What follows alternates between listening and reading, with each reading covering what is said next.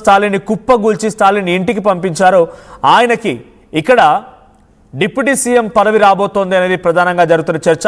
So VS బాబు deputy సీఎంగా and ఇటు విజయ్ సీఎంగా ప్రమాణ స్వీకారం చేయబోతున్నారు.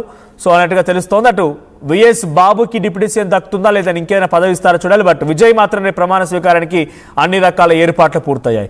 సో విజయ్ ఇటు తెలుగు రాష్ట్రాల ముఖ్యమంత్రి అయినటువంటి చంద్రబాబు అండ్ రేవంత్ రెడ్డి కూడా ఆహ్వానం పంపారు. అటు మాజీ సీఎం జగన్కి కూడా ఆహ్వానం వెళ్ళినట్టు తెలుస్తోంది. సో జగన్ ఎందుకంటే గతంలో ఇప్పుడు సెలబ్రేషన్ చేసుకుంది జగన్ ఏకంగా.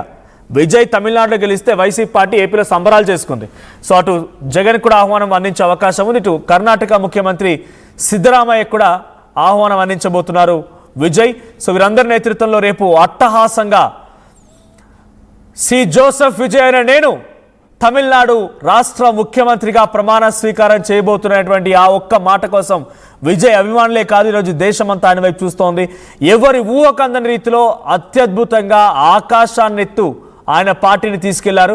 సో ఎవరు ఊహించలేదు. ఒక 8th వండర్లా జరిగిపోయి 108 స్థానాల్లో గెలిచారు విజయ్. సో ప్రతి నియోజకవర్గంలో నేనే మీ అభ్యర్థి అన్నట్టుగా ప్రచారం చేసుకున్నారు. సో ఏ రోజు రోడ్డు మీదకి రాలేదు, ధర్నాలు చేయలేదు, రాస్తారోకోలు చేయలేదు, పిఆర్ స్టంట్లు చేయలేదు, యాత్రలు చేయలేదు, పాదయాత్రలు చేయలేదు. డైరెక్ట్గా ప్రజల విశ్వాసాన్ని చొరగొన్నారన్న మాటల్ని, ఆయన చేతుల్ని, ఆయనపై నమ్మకం ఉంచినటువంటి ప్రజలు డైరెక్ట్గా ఆయన్ని ఆకాశానికి ఎత్తేశారు. ఒక నవ యువ తరాన్ని ఆయన ప్రారంభించారు. అందరూ సామాన్యులే. ఆయన పార్టీలో టికెట్ ఇచ్చిన వారిలో అందరూ సామాన్యులే. ఒక డ్రైవర్ కొడుకు, ఒక ఆటో డ్రైవర్, ఇలా ఒకరికారు ఇద్దరు కాదు, దాదాపుగా 108 మందిలో అందరూ మెజారిటీ 95% అందరూ కూడా న్యూ ఫేసెస్, కొత్తగా రాజకీయాల్లోకి రంగ ప్రవేశం చేస్తున్న వాళ్ళే. సో అటువంటి వారందరూ కూడా అవకాశం తీసుకున్నారు. ఇక్కడ మీరు చూస్తున్న విజువల్లో, పైన కనబడుతున్నటువంటి విజువల్లో కనిపించినటువంటి అభ్యర్థులంతా కూడా ఒకరేమో కారు డ్రైవర్ కుమారుడు, ఇంకొకరేమో ఆటో డ్రైవర్. ఎస్, ఇక్కడ ఫోటోలో కనిపించిన వ్యక్తి ఆయన ఆటో డ్రైవర్. ఆటో డ్రైవర్గా ఉన్న వ్యక్తిని రోజు ఎమ్మెల్యేగా చేశారు విజయ్. సో ఇంతటి స్థాయిలో ఘన విజయం సాధించినటువంటి పార్టీ టీవీకే. సో ఇప్పుడు టీవీకేకి మేమంటే మేము మద్దతు ఇస్తామని చెప్పి కాంగ్రెస్ అండ్ బీజేపీలు పోటీ పడుతున్న తరంలో కాంగ్రెస్ సపోర్ట్తో రేపైన ప్రభుత్వంలోకి రాబోతున్నారు. రేపు ముఖ్యమంత్రిగా టీవీకే విజయ్ ప్రమాణం చేస్తున్న నేపథ్యంలో కొంత తమిళనాడులో కూడా పెద్ద ఎత్తున సంబరాలు జరిగే అవకాశం ఉంది. అన్ని రకాల ఏర్పాట్లు చేసింది టీవీకే పార్టీ కూడా.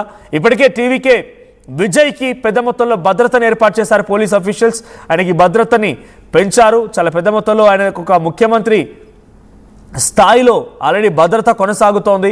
సో ఇప్పుడు రేపు ప్రమాణ స్వీకారం తర్వాత ఆయన సామాన్యుల ముఖ్యమంత్రిగా ఉంటారా, లేదు అందరిలాగానే రాజకీయంలో కరడుగట్టిన రాజకీయ నేతగా వ్యవహరిస్తారా చూడాలి ఏం జరిగిందో. బట్ ఏదేమైనా రేపు ఇండోర్ స్టేడియంలో, నెహ్రూ ఇండోర్ స్టేడియం చెన్నైలో అట్టహాసంగా విజయ్ ప్రమాణ స్వీకారం జరగబోతోంది. సో ఈ ప్రమాణ స్వీకారం కోసం మీరు ఎంతలా ఎగ్జైటింగ్గా ఉన్నారు? సో తెలుగు స్టేట్స్గా, తెలుగు పబ్లిక్గా మీరు ఎలాంటి విషయాలు చెప్పాలనుకుంటున్నారు విజయ్కి? At the same time Telugu రాష్ట్రాల నుంచి అటు రేవంత్ రెడ్డికి అండ్ ఇటు చంద్రబాబుకి ఇద్దరికి ఆహ్వానం వెళ్ళింది. సో కాంగ్రెస్ పార్టీ మద్దతు ఇస్తోంది కాబట్టి రేవంత్ రెడ్డి కూడా హాజరయ్యే అవకాశం ఉంది. సో ఇటు జగన్కి కూడా ఆహ్వానం వెళ్ళింది కాబట్టి జగన్ హాజరవుతారా లేదా చూడాలి. మోదీకి ఆహ్వానం వెళ్ళింది, రాహుల్ గాంధీకి ఆహ్వానం వెళ్ళింది. రాహుల్ గాంధీ మద్దతు ఇస్తున్నారు కాబట్టి రాహుల్ గాంధీ కూడా ఈ ఈవెంట్లో, ఈ ప్రమాణ స్వీకార కార్యక్రమంలో హాజరయ్యే అవకాశం ఉంది. సో 35 మందితో రేపు క్యాబినెట్ ఏర్పాటు చేస్తారా విజయ్, లేదు సమయం తీసుకుంటారా చూడాలి. సో మీ అభిప్రాయం ఏంటి? విజయ్ గెలుపు పైన మీరు ఎలా చూస్తున్నారు? కామెంట్ చేయండి.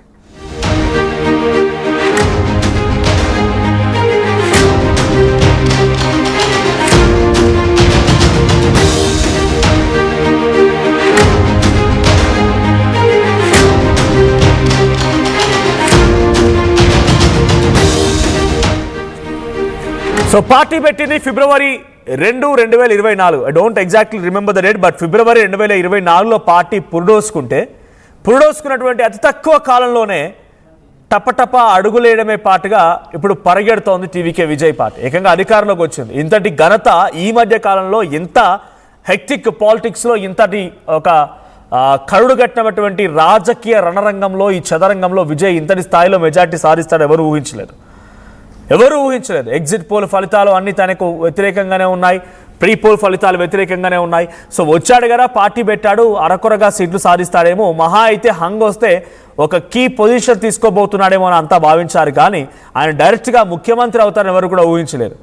108 స్థానాలతో సింగిల్ లార్జెస్ట్ పార్టీగా నాకు తెలిసి ఇంతటి స్థాయి మెజారిటీ వచ్చింది భారతదేశ చరిత్రలో ఇంతటి అనతి కాలంలోనే ఇంతటి రాజకీయ రణరంగంలో చదరంగంలో బహుశా విజయ్ మొదటి వ్యక్తి. సో గతంలో ఎన్టీఆర్, ఎంజీఆర్ ఉన్నారు, బట్ అంతా కూడా అప్పుడు ఒక అస్తిత్వం కోసం, తెలుగునాడి జాతి కోసం, తెలుగువారి ఖ్యాతి కోసం, తెలుగువారి ఆత్మగౌరవం అంటూ ఎన్టీఆర్ రంగంలోకి దిగితే ఎంజీఆర్ కూడా అదే స్థాయిలో తమిళనాట ఒక చరిత్ర సృష్టించారు.